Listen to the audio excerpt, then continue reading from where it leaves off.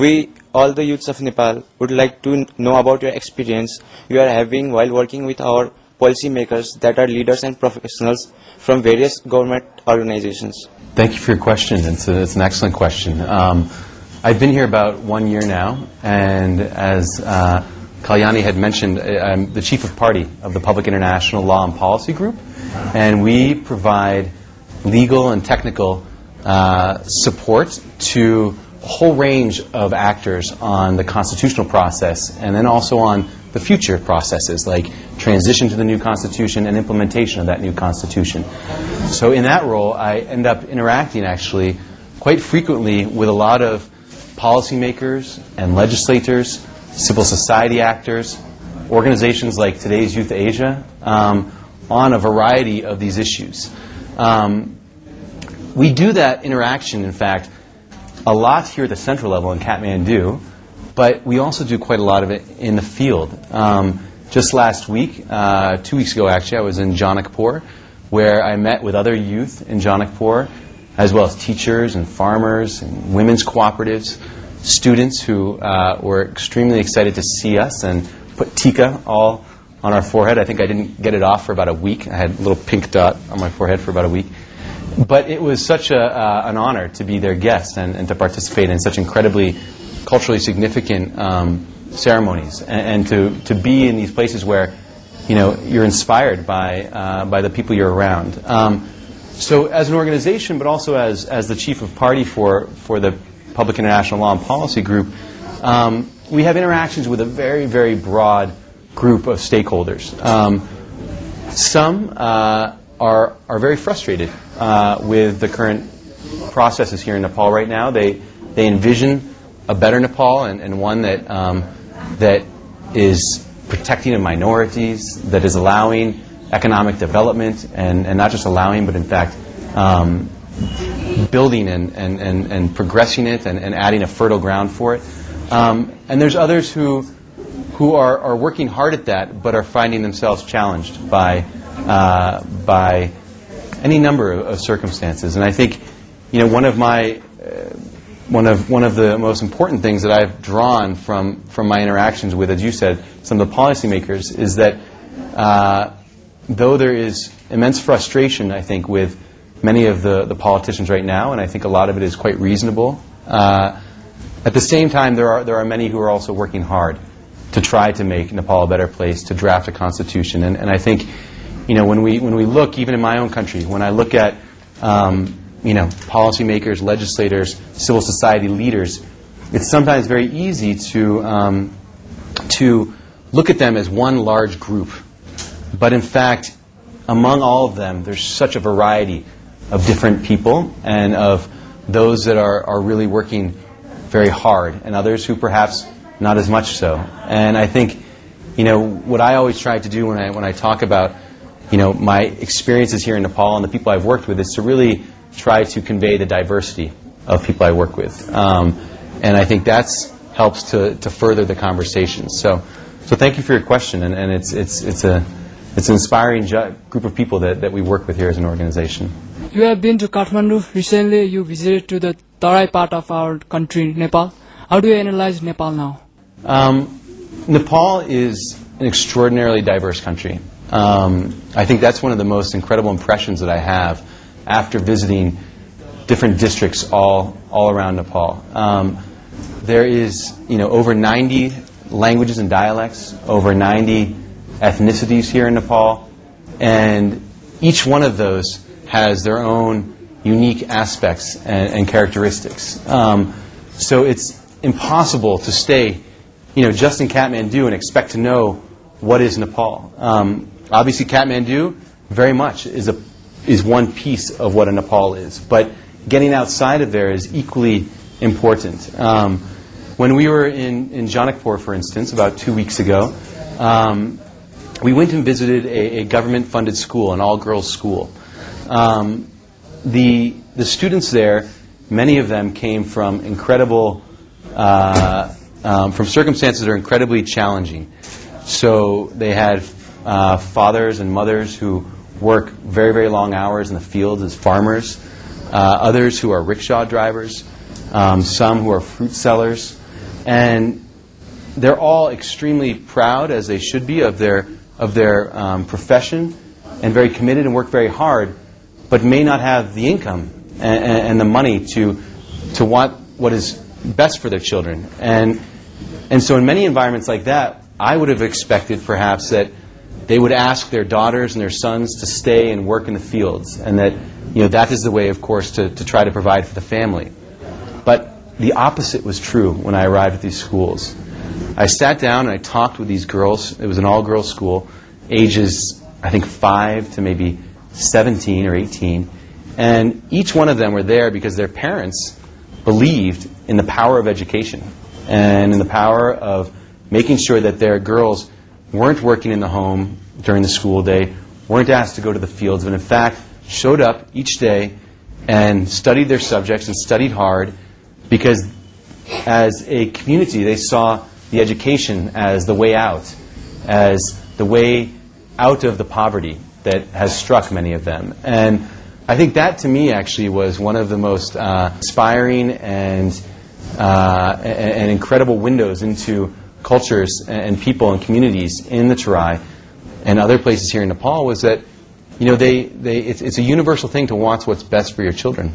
And I think all of you here today have come from an incredible diversity of backgrounds, and yet you're all here and doing this work together and trying to build a better Nepal for you and yourselves. And just as much as it's a credit to all of you here, it's a credit to your parents also. And so I think going to the Terai helped sort of show me very, very firsthand what it means to see that family and community coming together to support their young people and their youth. And that left me with a very large smile, quite a lot of tika, and a better understanding of what an entire Nepal looks like. In Nepal, lots of youths don't focus on international relations. They usually go for science stream.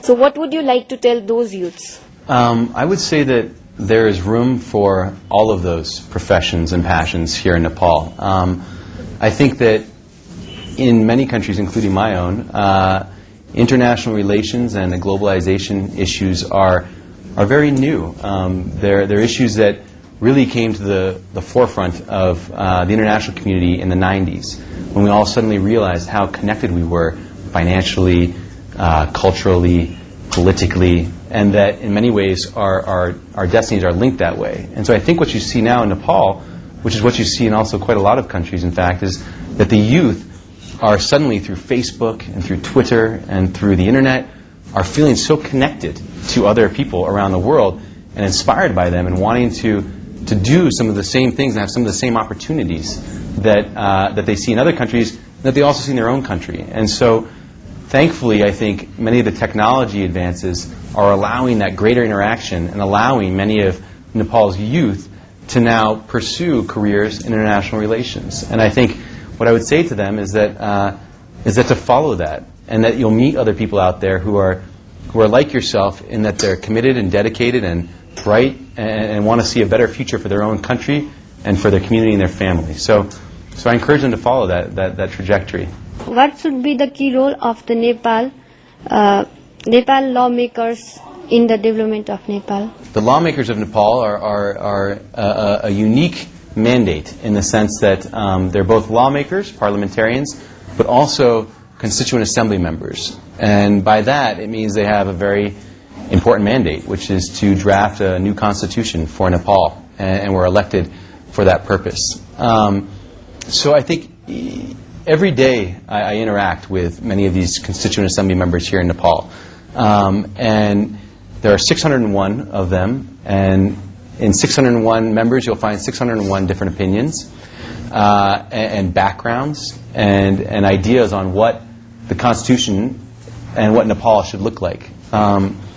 But I think, despite all those differences, my message is that there needs to be a compromise on the way forward. And in my country, when we were drafting a constitution, we had, in fact, a very, very lively debate on what our country should look like. There were some that felt there should be a strong central government, and others that felt that the states had to have all the power.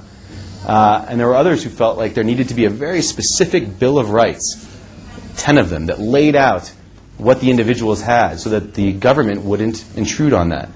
And so, in the end, the discussions became an incredible compromise between the different lawmakers. And here in Nepal, that is the only way forward, is to find ways to work together and identify, be realistic in identifying where they agree and where they don't agree, and in those areas of disagreement, to work for a compromise, because right now it's holding hostage your future. And that future is important to all youth here in Nepal and globally. So that would be my message to many of the lawmakers. And I think I do that. I talk with them about that. And many of them are very, very committed to looking to resolve the deadlock. What would you suggest for those students who are planning to study law in the future? Yeah, I would, for those students who are interested in studying law, I would say that you first have to ask yourself if it's what you're passionate about. I think that it's a field that sometimes has a bad reputation. I think that there's a sense that maybe some lawyers can and have used the law in every country, in fact, to, instead of for a greater purpose or common good, or for an individual, to seek justice or redress, use it instead for political gain or for their own personal advantage or financial success. And what I would say to that is that's true in not only every country but every profession. And that what's most important is whatever profession you do go into, that you do it with a passion for what you're interested in, but also a commitment to the profession. And law is a very special one because it gives you a set of tools to operate here in Nepal, to assess problems, and to see solutions through policy making, through law making, and allows you to advocate very effectively for that in your country, and soon perhaps in a global community. So if law is what you're interested in, I would say absolutely, it can be a very noble profession, especially it's all in who it is that's practicing it. But I would also offer that if social work or rural development or other areas of what you're interested in, that those too can bring change, that there's room for science and technology and social work. Because each one of those, the diversity, the sort of change makers will come from each of those fields. So simply follow what it is that will bring about the change that you want to see in your world. And I think that's what will be most important. Thank you. I want to ask, what is your message for the youths of Nepal? I want you to speak with your own voice. I think that often in any country, and Nepal is no different, the youth feel like just because they are young and perhaps they haven't yet had the experiences of their parents or of the people that they admire, that means they don't have the voice or that they don't have the ability to speak on behalf of a group of people. And I would tell you that that's wrong. That those of you in here today are a very clear example to me about youth that are engaged and want to make a difference here in Nepal. And what I would do is really encourage you to find each other, to seek individuals who are in your peer group, who are going to be leaders, yourselves who will be leaders, some who will be supporters, that through this network that you can build, that finding the way to express what is important to you